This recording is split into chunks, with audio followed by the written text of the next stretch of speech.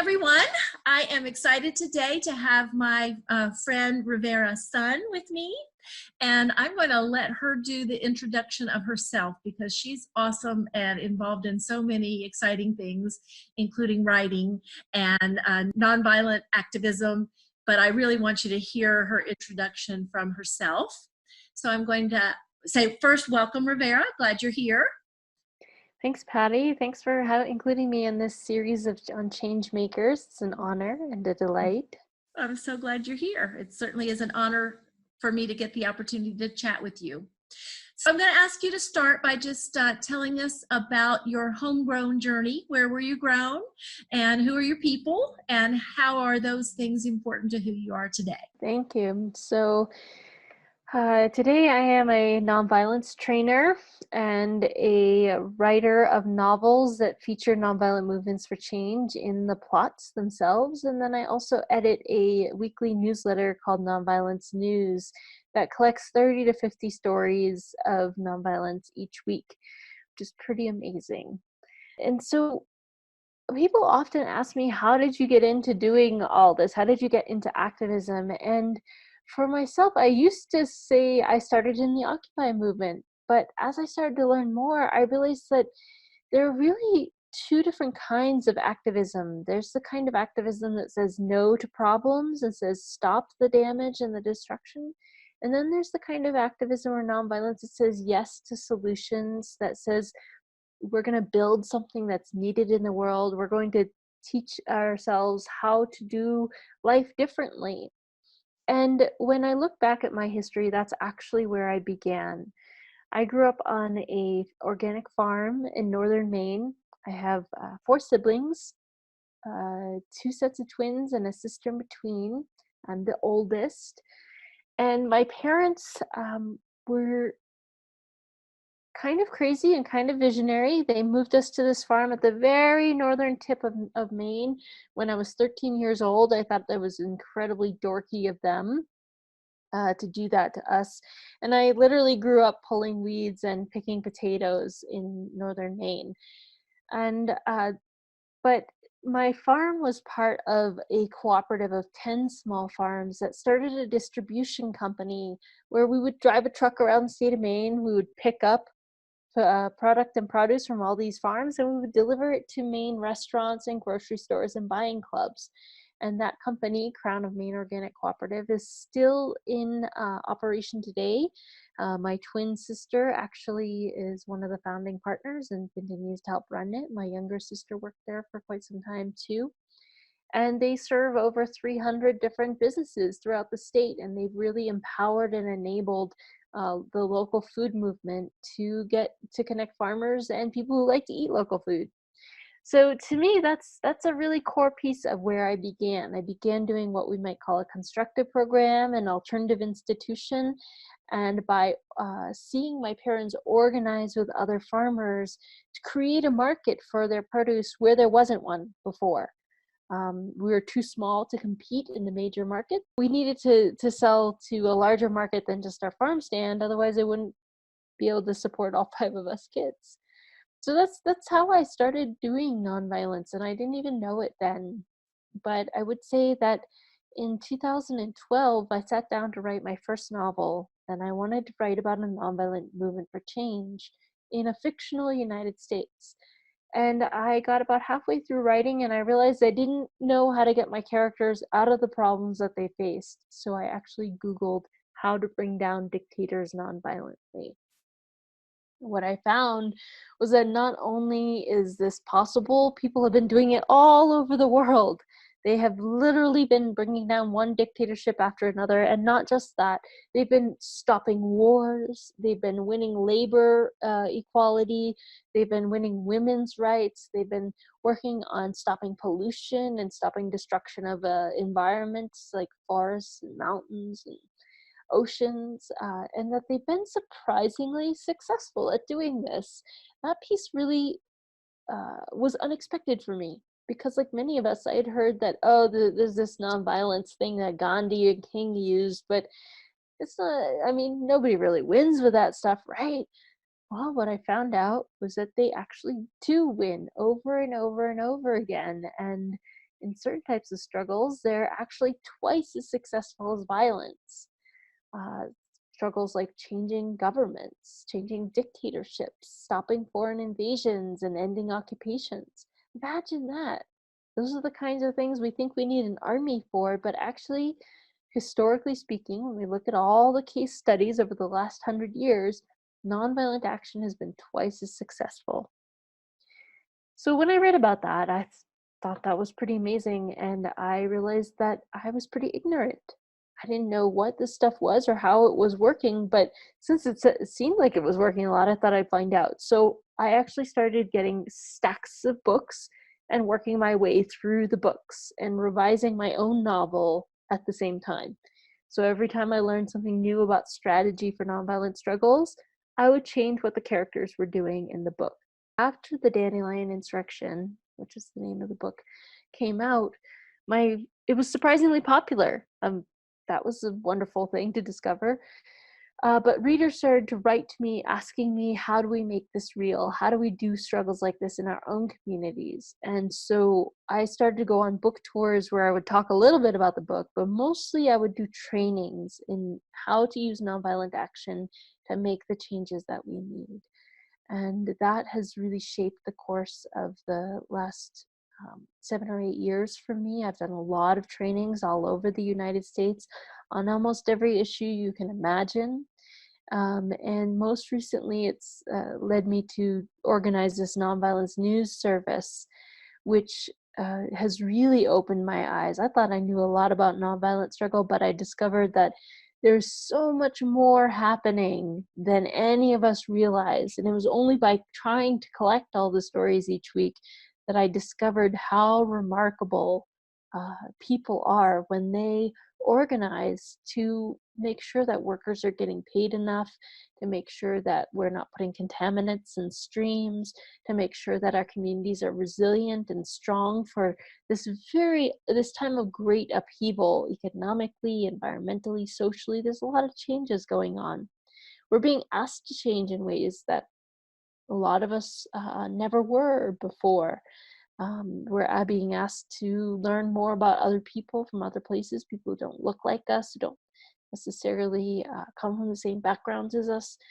And many communities, including the one that I grew up in as a small child, have really struggled with how do we make room in our hearts and our minds and still maintain our own sense of identity. We don't want to become homogenified.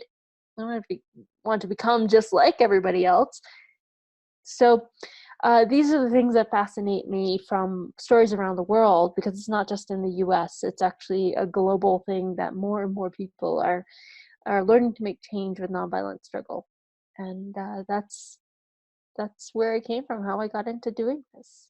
When I'm looking for those 30 to 50 stories each week, I follow a few news journals that tend to report on nonviolent campaigns, but I also do searches in my browser for keywords like protests, demonstrations, strikes, boycotts.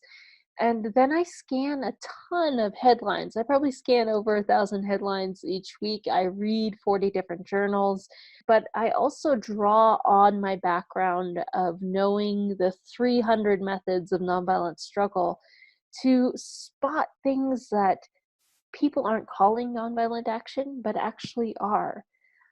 So stories about people who are building tiny house villages because there's a unhoused population and not enough affordable housing. That's nonviolent action, but we wouldn't necessarily think of that. And then I do check my own biases. So in the US, it's really easy to find news about US stories. It's harder to see what's going on in other parts of the world. So I have to go and look for news that is coming from other places, particularly spots that we have a little bit of blinders to. The global south is a good example.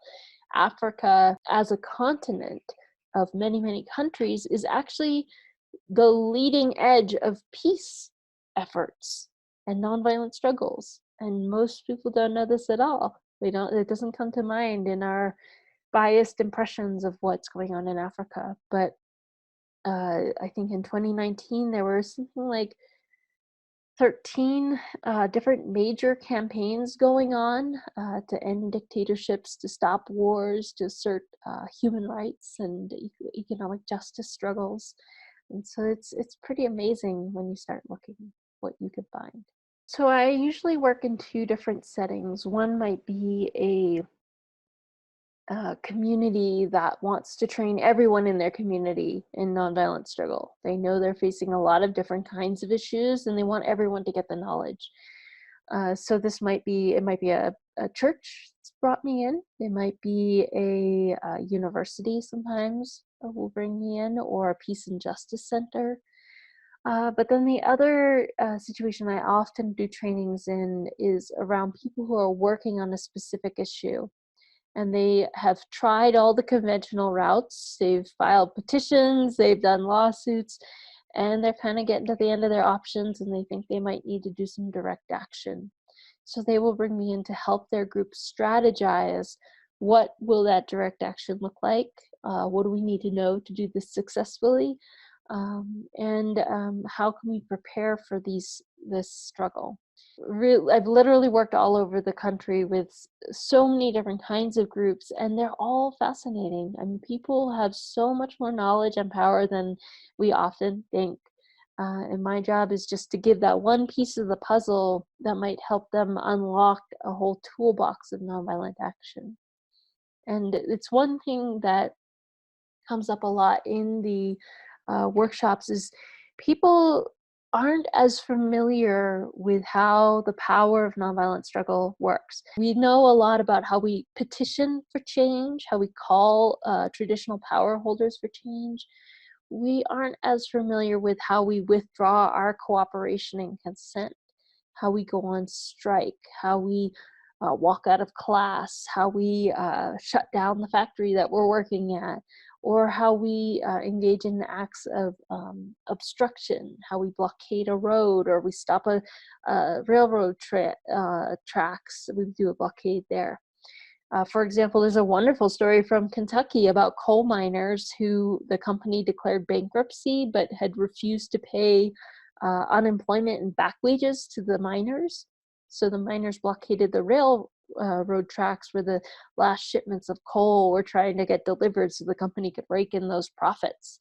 And a very diverse coalition of people came out to support the miners getting their justice in that situation. And they were successful in their campaign. Here, where I live in New Mexico, I was asked to be a consulting advisor to a group that was organizing around a very tragic incident, or it could have been a lot more tragic, but a very sad incident in our community where a mother was driving a minivan through our state. She wasn't from the state, she was just passing through, and she got pulled over. So in our state, when you get a speeding ticket, you have to either pay it right away, or you have to go down to the county building and file an extension, or go before the judge and get it repealed. Um, and for this poor mom who was traveling through the state, she was moving, that was really an onerous burden. And she got into an argument with a cop, and the cop started acting really aggressively, and she didn't feel safe. So she got back in her car and she drove away. Um, the cop pursued and called in other cops, and it ended up in a situation in which she got pulled over again. The cop got angry. He smashed in the window of her car. He chased her 14-year-old son around the car. And as the second set of cops arrived, they fired a gun at the back of her car, trying to blow out her tires, which is like something you see on TV, but cops aren't really supposed to do.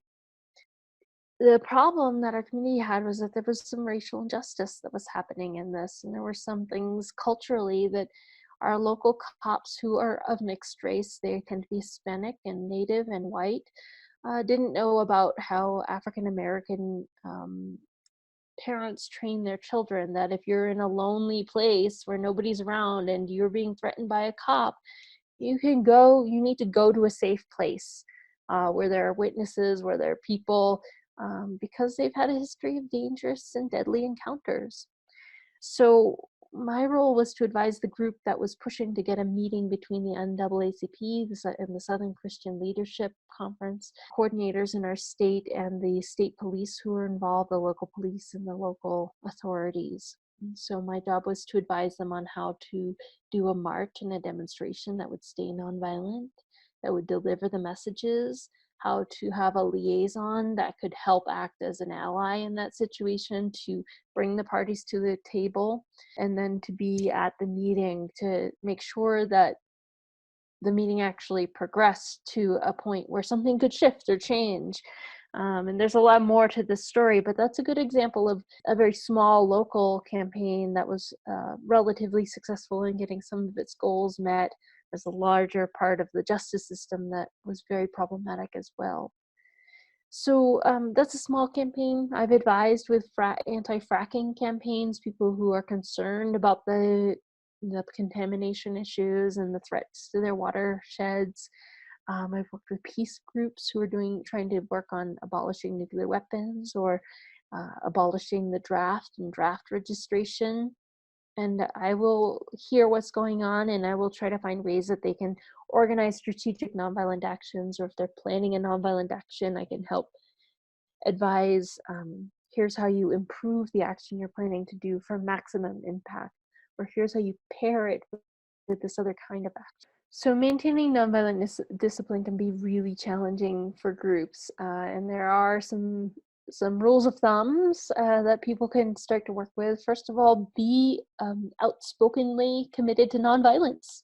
It's a really great way to set the stage and the tone, and then to set a standard by which you can hold your movement accountable. Second is to look at different types of actions are what we call concentrated and dispersed.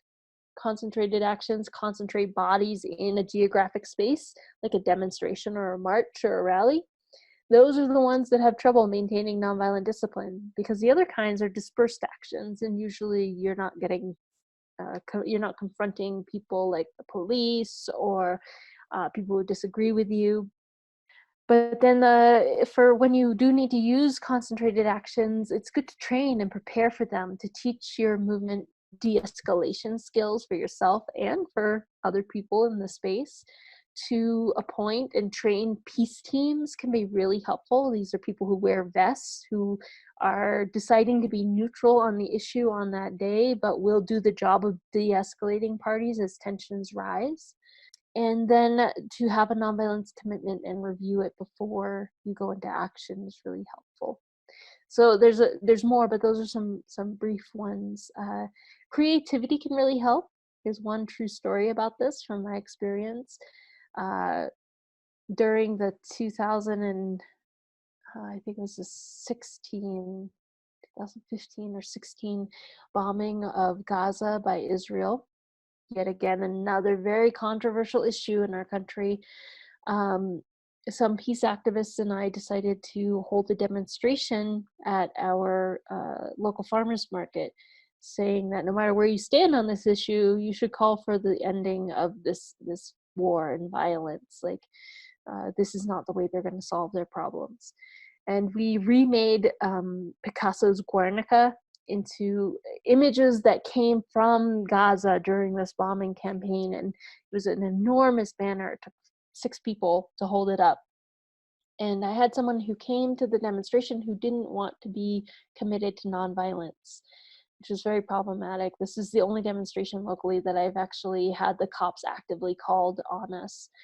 So I handed her the drum and I said, we're going to do this thing where we raise our hands to show that we have blood on our hands if we do nothing. And then we're going to lower them really slowly, but we need someone to keep time. So her job was to bang the drum in a metered sense. And because she was doing that, she couldn't throw punches at anyone. She couldn't get into fights with anyone. And then I asked all the participants to do a silent protest, because one of the challenges we faced was a lot of heckling from pro-Israel supporters. So the silence and the drumming helped people maintain their focus, their calm. It gave them something to do when they were getting tension from the hecklers or from people who really did want to pick a fight with the activists. So those are some examples of how you can use creative solutions to help to maintain nonviolence. First thing I often advise people is to look around in your community and see if anyone else is doing organizing on this issue already. That's a good first step. Do a little research. Dr. King actually had 4 steps, which are very handy for new people. One is to do your research. Find out everything you can about the issue, about the conflict around the issue, and about what the solutions might be.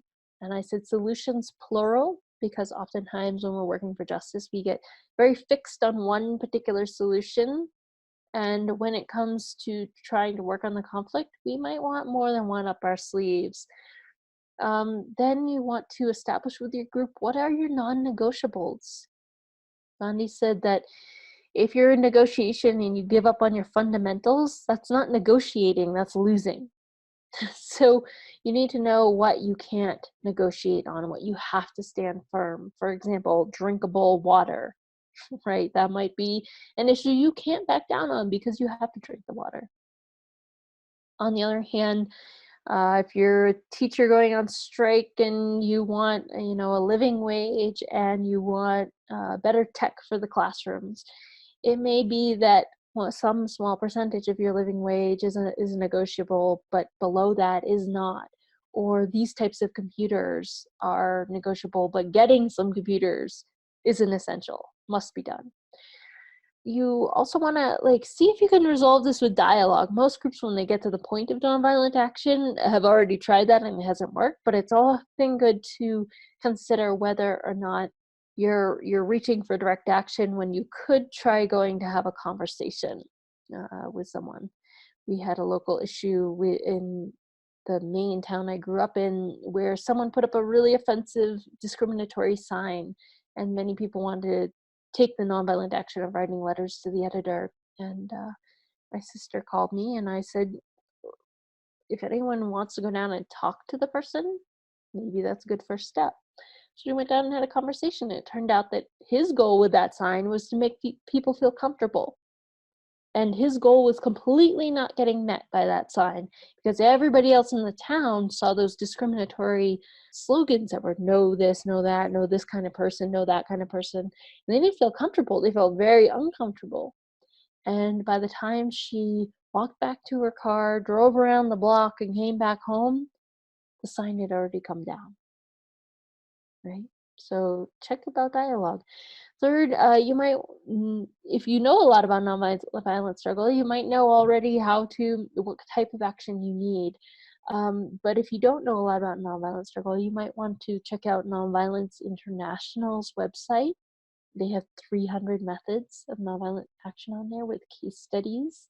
You might also want to do a quick search like I did and look for some short manuals. There's a lot of stuff online about basic fundamental concepts about how to organize, having to do with how to use not just one action, but a set of actions to build cumulative campaigns to achieve your goal.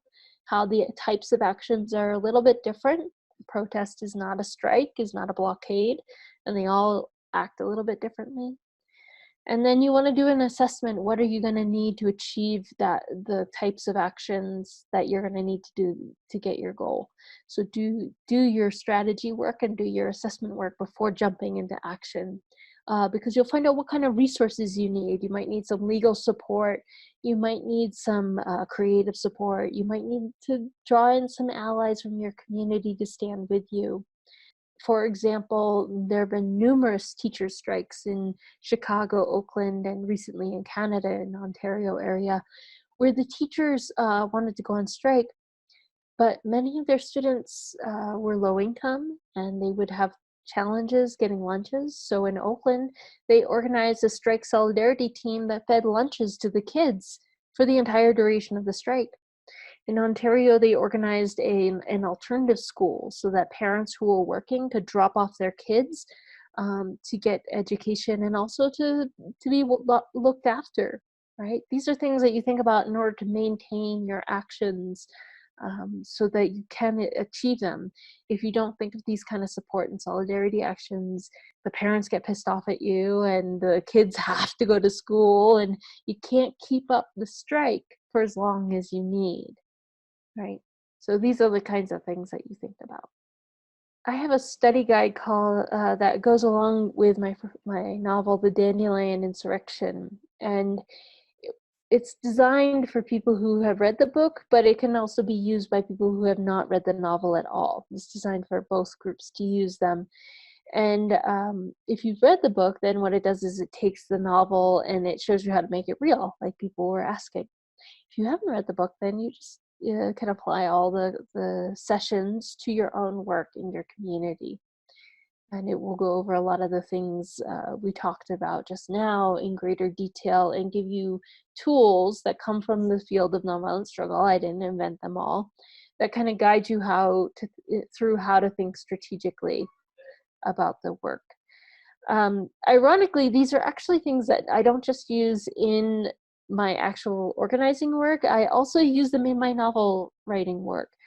So what I tend to do with my novels is I replace the use of violence with the use of nonviolent action. So in The Dandelion Insurrection, it's a nonviolent movement for change, and it's slightly fictionalized US. But I've also written a series to include younger people.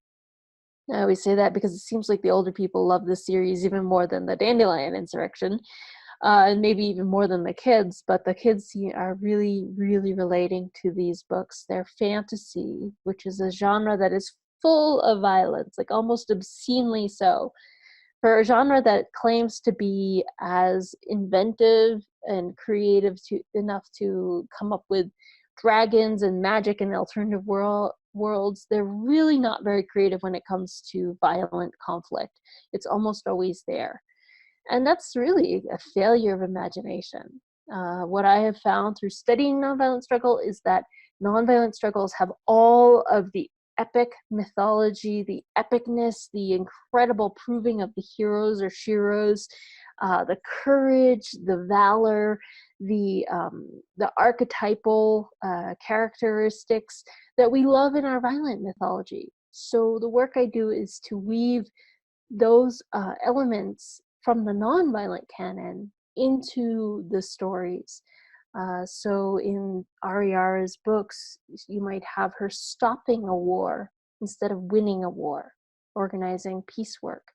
You have her organizing with fellow youth to end an exploitive labor situation that's leading the two countries to war with one another.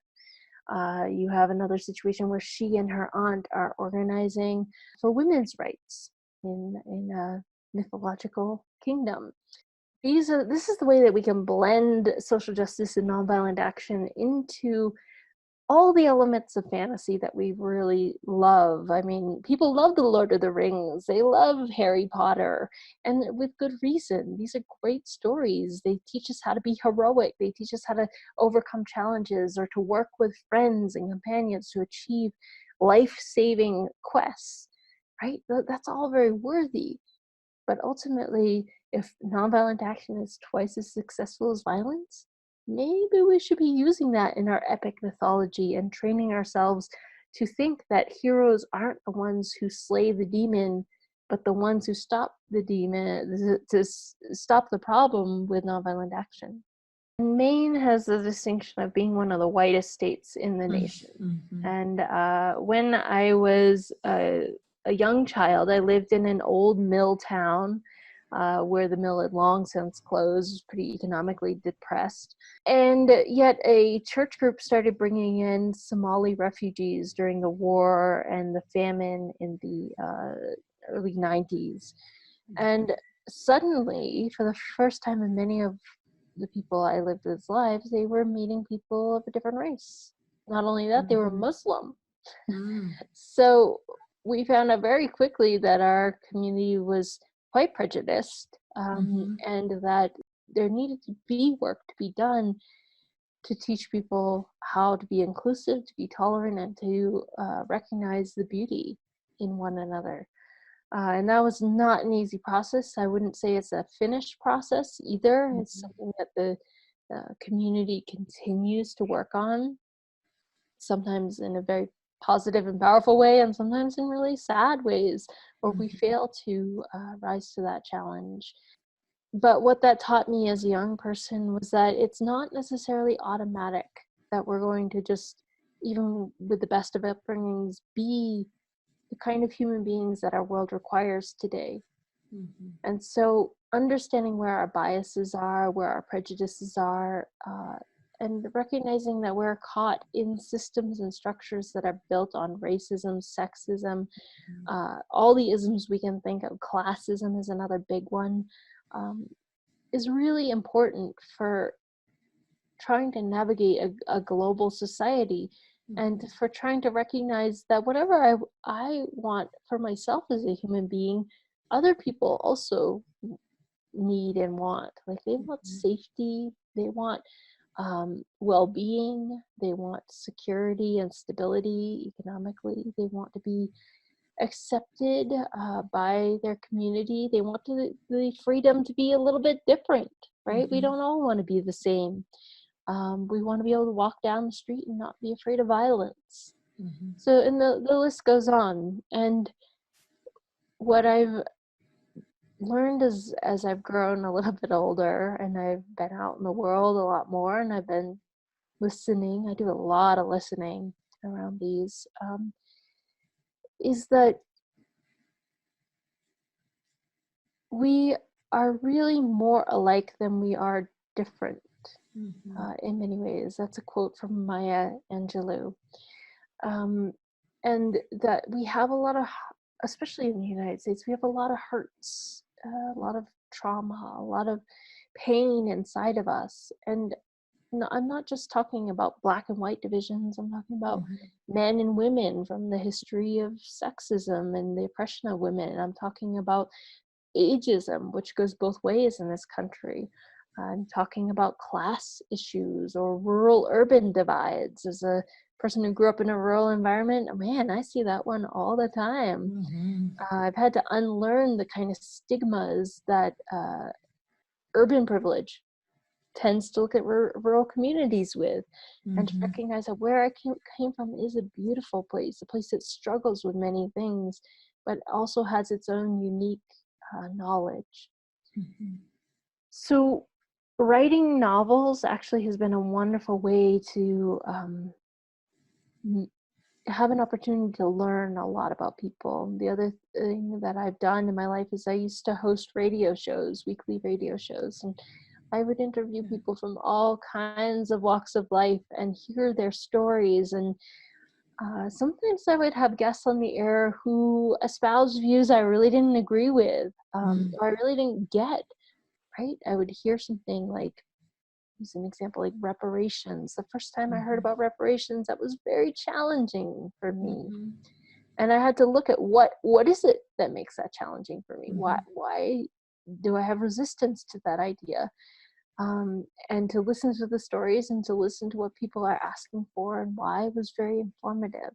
Mhm. So when I think about this patchwork world, it really makes me think about the fact that the complexity of the world we live in is actually a gift, but it's not a gift that we just walk in and unwrap and enjoy. Right. It's like you got to read Yeah. some owner's Yeah. manuals, you got to learn to put it together, you got to Right. learn to figure out what to do with yourself and the humanness that you are. So the last thing I want to say about this is that because I work with nonviolent struggle itself is a global field.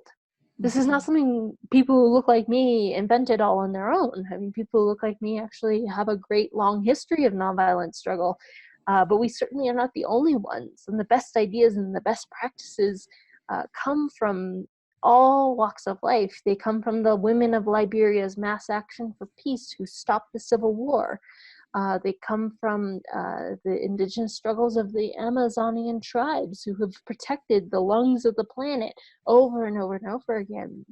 They come from the civil rights movement. They come Mhm. from Gandhi's liberation struggle. They come from all over the world. And to really learn the depth of the knowledge in this field requires a certain humility and a certain beautiful humility of of letting go of the ingrained superiority that we as Americans or as educated people or as white people are taught by our society. And it's a real thing, it's a real problem. Mhm. And recognizing that when we don't know, we have the opportunity to see how much other people know, Mhm. how many tools and resources and experiences they bring to the table for us to learn Yeah. from. Yeah. One other thing nonviolence teaches me is that you're always learning. Mhm. So, as the editor of Nonviolence News, where I collect 30 to 50 stories each week, what I realized very quickly in this journey with this project is how much more there is to learn. I know a lot about nonviolent struggle, but I am learning new things every single day. And I am learning from people all over the world of all backgrounds how we can make change, how we can address the real conflicts that we face. And I find that really beautiful. I find it really empowering. I find that we have more tools than we think, more resources than we think, and far more power than we often think. I feel like nonviolence is actually the unacknowledged heroic story of our times. It's one of the most remarkable achievements of humankind. We talk a lot about the internet, we talk a lot about going to the moon when we think of achievements, but the ability to deal with grave injustices that we face without resorting to violence, using this field that is diverse, that is effective, that is versatile, that has 300 methods of nonviolent action that has been used all over the world for thousands of years by everyone from your grandmother to Martin Luther King and Gandhi. This is what I think is one of the humankind's most powerful achievements to date. And I just hope that people will learn about it. They will join in with it. They will step into what I call the lineage of nonviolence, and they will add their stories to the field. I think we will, if we could look back on from a vantage point from 100 years from now, we would be amazed at what's going on.